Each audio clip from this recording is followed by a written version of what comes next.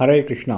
தெய்வத் ராச பக்திவேதாந்த சுவாமி ஸ்ரீல பிரபுபாதர் விரிவான பொருளுரைகளுடன் அருளிய ஸ்ரீமத் பாகவதம் காண்டம் 3 பகுதி 1 பராமரிப்பு அத்தியாயம் 9 பிரம்மதேவரின் பிரார்த்தனைகள் பதம் 27-28.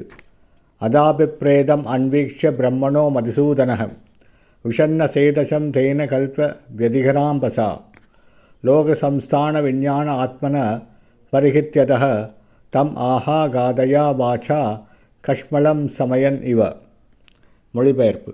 பிரம்மதேவர் பல்வேறு உலகங்களை நிர்மாணித்தல் மற்றும் அவற்றிற்காக திட்டமிடுதல் போன்றவற்றில் ஆர்வமும் பிரளய வெள்ளத்தை கண்டு கவலையும் அடைந்திருப்பதை பகவான் கண்டார். பிரம்மதேவரின் மனநிலையை நன்கு புரிந்து கொண்ட பகவான் அவரிடம் எழுந்துள்ள மாயையினை போக்கும் நோக்கத்தில் மிகவும் ஆழ்ந்து சிந்தித்து பேசினார். பொருளுரை.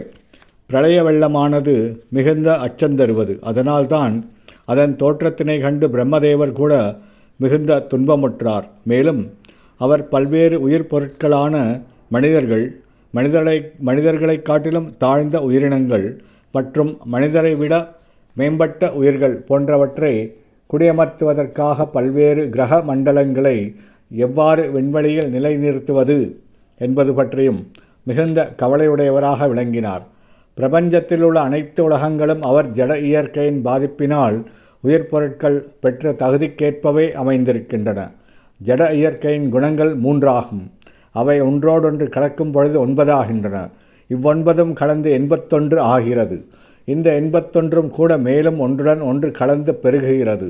இவ்வாறு இறுதியில் மாயையானது எத்தனை கோடியாக பெருகுகின்றது என்பதை நம்மால் அறிந்து கொள்ள முடியாது. பிரம்மதேவர் பந்தப்பட்ட ஆத்மாக்களின் உடல்களின் தேவைக்கேற்பவே பல்வேறு இடங்களையும் சூழ்நிலைகளையும் அமைத்து கொடுக்க வேண்டியவராகிறார்.